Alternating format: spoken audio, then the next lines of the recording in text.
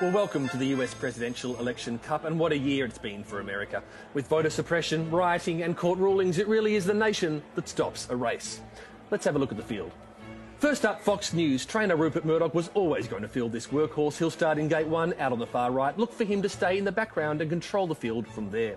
Next up, the reigning champion, the Donald. What a magnificent horse, a tremendous horse. Nobody knows more about being a horse than the Donald. In gate 3, it's Sleepy Joe. He's the oldest horse to ever compete in this race. Stablemate to former champion stallion, Yes We Can. He was destined for the glue factory, but now a clear front runner. In gate 4, COVID, the Chinese mare. Look out for her. She's been a threat all year, as has a global recession in gate 5. Postal votes will jump from gate 6 and could determine the outcome of this race. Gate 7, Hopes and Dreams are unlikely to feature strongly. Same goes for Climate Crisis in gate 8. In gate 9, Supreme Court, a controversial late entry 6 days out. And in gate 10, the possibility of civil war. The old mare Democracy is still in contention, but she will be ridden heavily by controversial obese jockey Electoral College. And rounding out the field are Open Warfare, Dr. Fauci, and It's a Shit Show. And they're boxed and ready. I don't know if that was a starter pistol or an armed rioter in Philadelphia. It doesn't matter because they are off and racing. Hopes and Dreams in a good position early. So too Democracy. Just back from Democracy is the Donald, and COVID going stride for stride. And Sleepy Joe is still bunkered down in his gate. A bizarre tactic from the veteran. No, wait, he's now on his way. Further back in the pack, It's a Shit Show with a global recession, climate crisis and the possibility of civil war. Just behind them, Dr. Fauci is in a losing battle with COVID. And a couple of lengths back is postal votes being undermined. And at the rear, Open Warfare.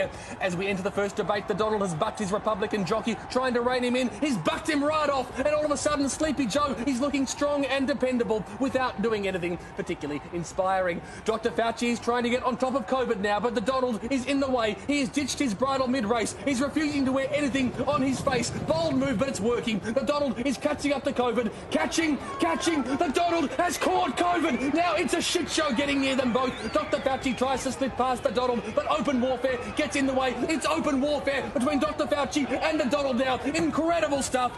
And back in the pack now, we have Supreme Court blocking postal votes with support from Fox News. The Donald is rallying hard, and they are all ganging up on Democracy. Oh no, Democracy has taken a nasty fall. The Electoral College is riding Democracy hard into the ground. It's literally flogging a dead horse.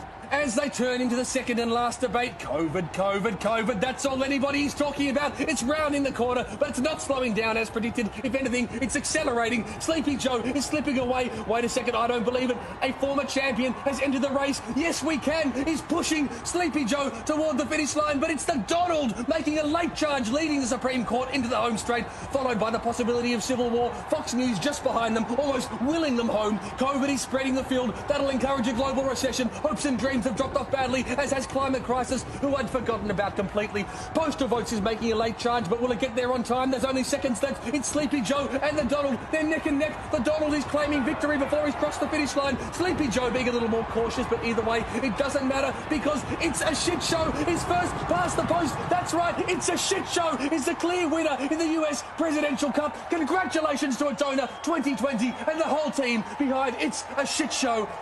Oh, and news just in. Sadly, Democracy has broken down and will need to be euthanized. Children, look away. Thanks for joining us. What an unfulfilling race. See you again in 4 years.